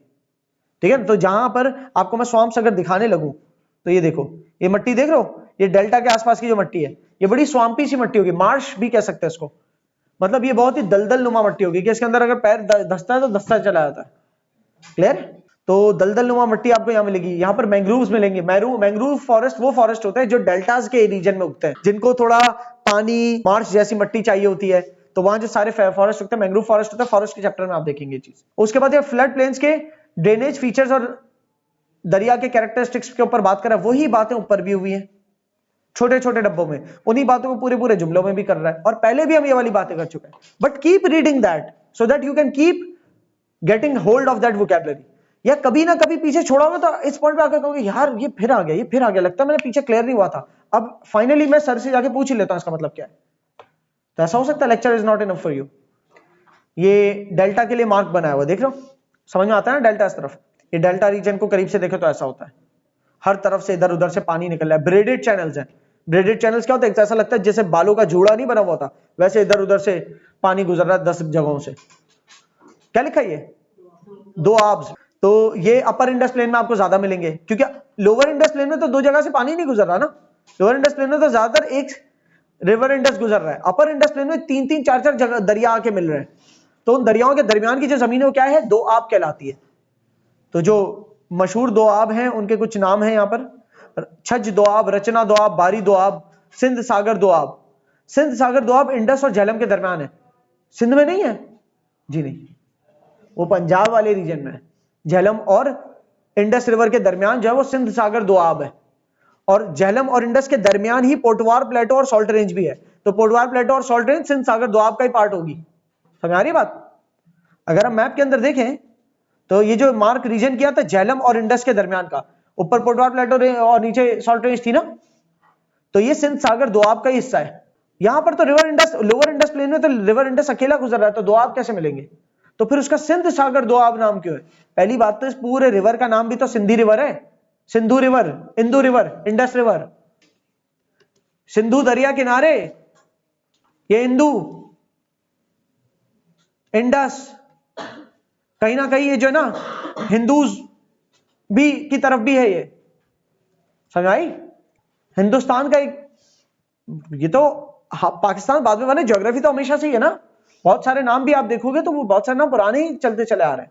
Economic activities in Indus plain, कमाने के क्या जराए? एग्रीकल्चर अब कब आएगा? बलूचिस्तान में नहीं आ रहा, पहाड़ी इलाके माउंटेन रीजन्स में नहीं आ रहा, नॉर्दर्न माउंटेन्स में बहुत रगड़ प्लेन है वहां, तो कहीं तो एग्रीकल्चर आएगा। कहां आएगा? Upper Indus plain, lower Indus plain. बहुत सारी इंडस्ट्रीज यहां पर लगती हैं, अलग अलग जगहों पे, अलग अलग किस्म की। मतलब सारी इकोनॉमिक एक्टिविटीज मुल्क की है ही यहाँ अपर इंडस और लोअर इंडस प्लेन्स में, क्योंकि पानी की रसाई करीब है और इंडस्ट्रीज को पानी चाहिए ही चाहिए होता है। कोयले की इंडस्ट्री को भी पानी चाहिए होता है। तो फॉर एग्जाम्पल कोयला कहीं से आ रहा है तो कोयला धूल धूल मट्टी मट्टी ना कर दे, तो उसको जो है ना पानी देते हैं, उसको बिठाने के लिए उसकी मट्टी को पानी तो चाहिए ही चाहिए। अच्छा जी, फिर फिशिंग दरियाई, एक तो दरियाई फिशिंग हो सकती है यहाँ, और अगर डेल्टास की बात करो तो दरिया प्लस समंदर वाली जो फिशिंग हो सकती है वो सकती है। और एकदम साउथ पे चले जाओ, लोअर इंडस प्लेन के बिल्कुल साउथ में अरेबियन सी की तरफ चले जाओ, समंदर वाली फिशिंग हो सकती है। तो फिशिंग ही फिशिंग है। एनवायरमेंटल कंसर्न्स, यहाँ पर फ्लडिंग बहुत होती है। दरिया का पानी जहां से बहेगा तो वहां फ्लडिंग तो होगी ना, फ्लडिंग होगी तो आसपास की बस्तियां तबाह कर देता है। सॉइल सैलिनिटी, ये क्या है? सॉइल सैलिनिटी का मतलब क्या हो सकता है? सलाइन का मतलब क्या होता है?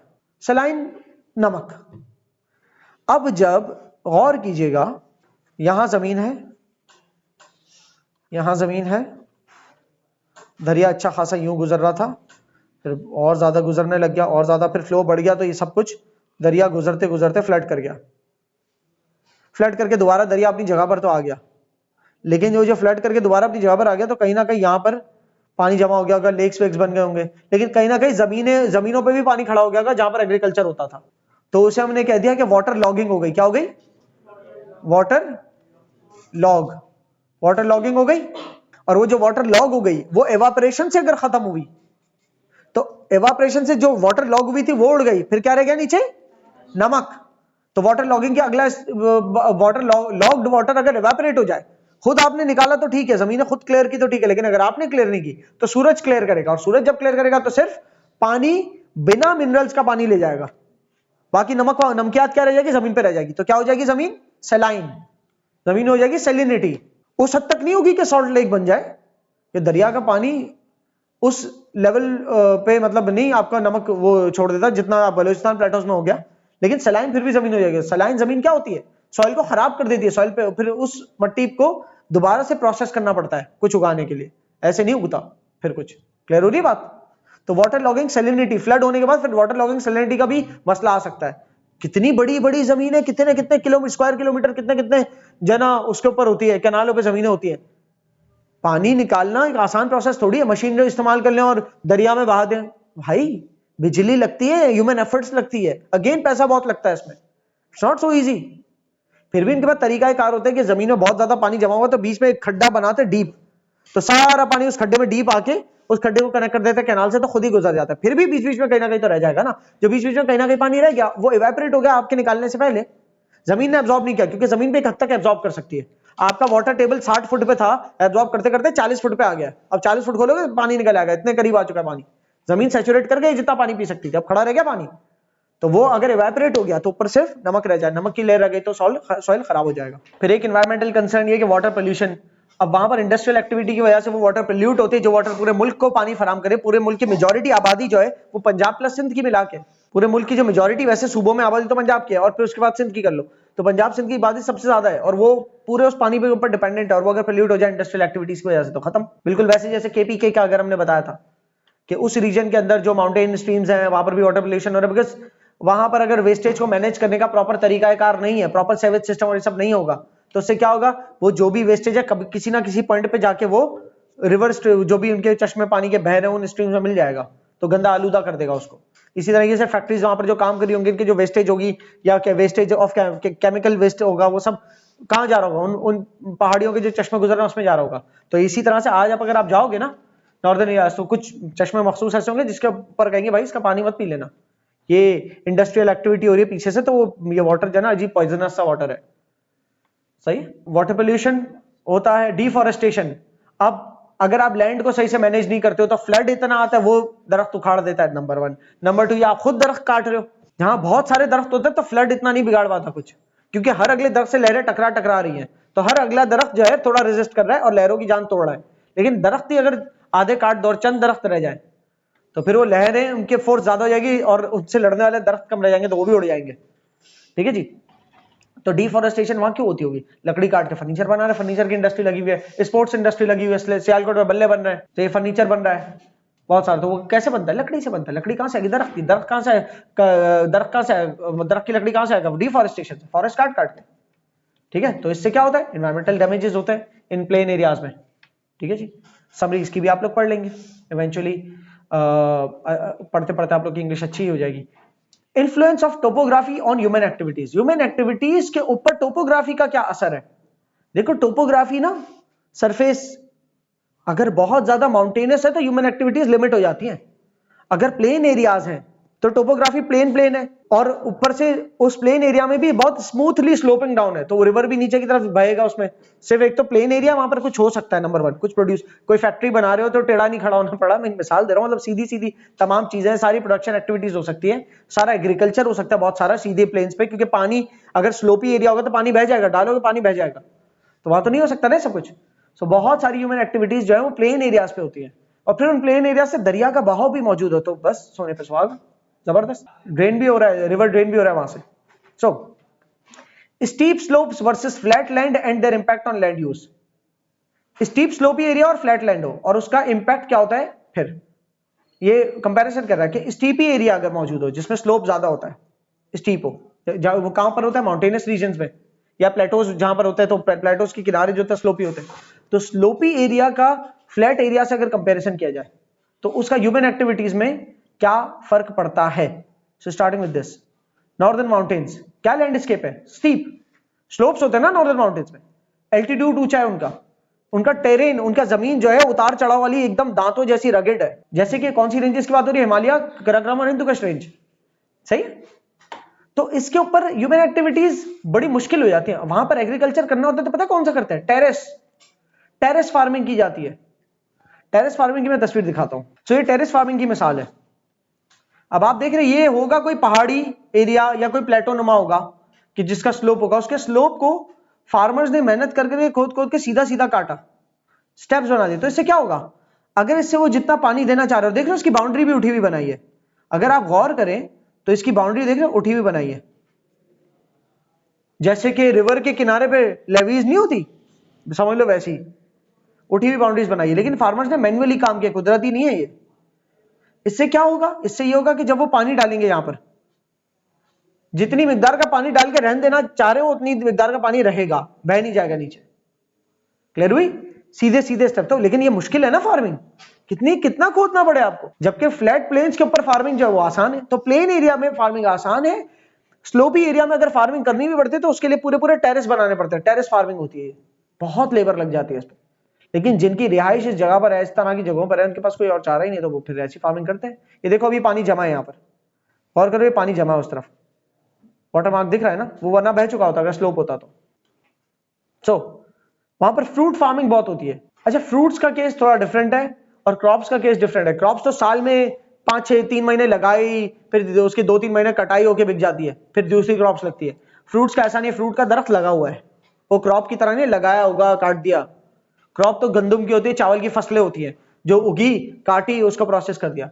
अमरूद के दरख्त हैं या सेब के दरख्त, आम के दरख्त है, वो लगे हुए ही हैं, उनके पूरे पूरे फ्रूट के ऑर्किड्स बने हुए होते हैं, ऑर्किड्स कहलाते हैं, ऑर्किड्स कहलाते हैं। या अगर अंगूर जैसी जगह है तो उसके उसके वाइन कहलाते हैं, ग्रेप वाइन, अंगूर के बागात ग्रेप वाइन कहलाते हैं, ठीक है ना। और बाकी फ्रूट के जो बागात होते हैं वो ऑर्किड्स कहलाते हैं। उन ऑर्किड्स में ये नहीं होता कि दरख्त काट दिया, दरख्त लगा हुआ है, साल में उसके फल निकला, फल बेचा, वो दरख्त वहीं का वहीं लगा हुआ है। क्रॉप्स में क्या होता है, वो उगाई चावल की फसल, चावल की फसल हो गई, पूरी फसल की कटाई हो गई। गन्ने की फसल लगाई, गन्ना उग गया, उस पूरी फसल की कटाई होगी, जमीन फिर फ्लैट हो गई। क्लियर है। तो फ्रूट फार्मिंग वहां पर हो सकती है, क्योंकि यहां पर बार बार क्रॉपिंग नहीं कर सकते आप, क्रॉपिंग नहीं कर सकते, लेकिन फ्रूट के दरख्त तो लगा सकते हो, तो लगे रहेंगे ना। कितने सारे पहाड़ों पे दरख्त लगे रहते हैं ना, जैसे हमने कहा था ना, चीड़ के दरख्त, देवदार के दरख्त, वो पहाड़ों पे कैसे, जहां पहाड़ पे जिस हद तक दरख्त सर्वाइव कर सकते हैं उस हद तक दरख्त लगे रहेंगे ना। एक हाइट ऐसी होती है जिसके बाद दरख्त सर्वाइव नहीं कर सकता, जहां पर आखिरी दरख्त उग सकते हैं पहाड़ों पे, वो आखिरी हद क्या कहलाती है, ट्री लाइन। ठीक है। तो नॉर्दर्न एरियाज में ह्यूमन एक्टिविटीज अगर एग्रीकल्चर की बात करो तो टेरेस वाली हो सकती है। हाँ, फ्रूट फार्मिंग जरूर हो सकती है कि अगर पहाड़ों के दरमियान वैलीज वगैरह वहां दरख्त उगा लिए तो फ्रूट फार्मिंग हो सकती है। ड्राई फ्रूट वगैरह वहां पर जो है ना प्रोड्यूस किए जा सकते हैं। टूरिज्म वहां बहुत होता है। ह्यूमन एक्टिविटीज में सिर्फ एग्रीकल्चर थोड़ी है, टूरिज्म भी तो है। तो स्लोपी एरियाज में टूरिज्म मजे का होता है। और एडवेंचर एक्टिविटीज भी बहुत होती है, माउंटेनियर्स जाते हैं वो क्लाइंबिंग करने के लिए, या स्कीइंग वगैरह होती है, ठीक है ना, स्नो पे स्नो स्केटिंग या स्कीइंग, एक्चुअली स्नो पे स्कीइंग होती है। Semi nomadic lifestyle, skiing snow पे होती है, स्केटिंग स्नो पे नहीं होती, स्केटिंग आइस पे होती है। आइस और स्नो में फर्क है, आइस जमी हुई होती है और मतलब सॉलिड होती है, जबकि स्नो जो है ना फ्लफी सी होती है। ठीक है। अच्छा, सेमी नोमैडिक लाइफस्टाइल क्यों कह रहे हैं नॉर्दर्न माउंटेन का, क्योंकि वहां कभी कभी सर्दियों में इतनी टफ सर्दियां आ जाती है कि उनके लिए लिविंग कंडीशन मतलब बर्दाश्त से बाहर हो जाती है, वो उतर आते हैं फिर थोड़ा नीचे। वेस्टर्न माउंटेन्स की अगर बात करें तो वहां पर ह्यूमन एक्टिविटीज का क्या हिसाब किताब है। वेस्टर्न माउंटेन्स भी कौन सा वाला एरिया है, स्लोप वाला एरिया ना, तो ऊपर वाले 2 डब्बे जो है वो स्लोप वाले एरियाज है, नीचे वाले 2 डब्बे फ्लैट वाले एरियाज है। तो फ्लैट वाले एरियाज में एग्रीकल्चर मजे का होता है, लार्ज स्केल पे हो सकता है, बड़े पैमाने पे, लार्ज स्केल मतलब बड़े पैमाने पे कल्टीवेशन हो सकती है। Sugar cane, cotton, rice, you name it, हर किस्म की क्रॉप उग सकती है। इरिगेशन सिस्टम आप कंट्रोल कर सकते हो अपने हाथ से, कुदरत तो स्लोप पे ले जाएगी ना, आप उसमें बैराज लगा सकते हो, लेकिन अगर इतना स्लोप है तो कैसा बैराज लगाओगे, तो उसके ऊपर से उछल के चला जाए पानी। ठीक है। तो इरिगेशन सिस्टम एक कंट्रोल नहीं हो सकता ऊपर माउंटेन्स वाले स्लोपी रीजन में। यहां प्लेन्स में इरिगेशन सिस्टम प्रॉपर आप बना सकते हो। ठीक है। Upper Indus plain, lower Indus plain more or less दोनों का सेम ही एक तरह से, बस फर्क ये है कि सिंध के अंदर आपको डेल्टा मिल जाएगा और अपर इंडस प्लेन में 2 आब मिल जाएगा कि 2 दरिया के दरमियान की जमीन। क्लियर है। सिंध में 2 आब क्यों नहीं है, क्योंकि एक ही दरिया गुजर रहा है, तो फिर सिंध सागर 2 आब क्यों है सिंध में, वो सिंध में है ही नहीं, वो तो झेलम और इंडस के दरमियान है, तो सिंध का नाम क्यों है, वो तो पूरा दरियाए सिंध है। वो जो इंडस रिवर है उसको उर्दू में कहते हैं दरियाए सिंध। इसका हरगिज़ मतलब ये थोड़ी कि सिंध के प्रोविंस में ही सिर्फ बह रहा है, ऊपर से नॉर्थ से लेकर साउथ तक वो जो पूरा बह रहा है दरियाए सिंध है। ठीक है। और उसमें बाकी सारे दरिया आके मिलते हैं। Influence of mountains and deserts on transportation networks, mountains का और डेजर्ट्स का ट्रांसपोर्टेशन का जो निजाम है पूरे मुल्क का, उस पे ऊपर क्या असर है।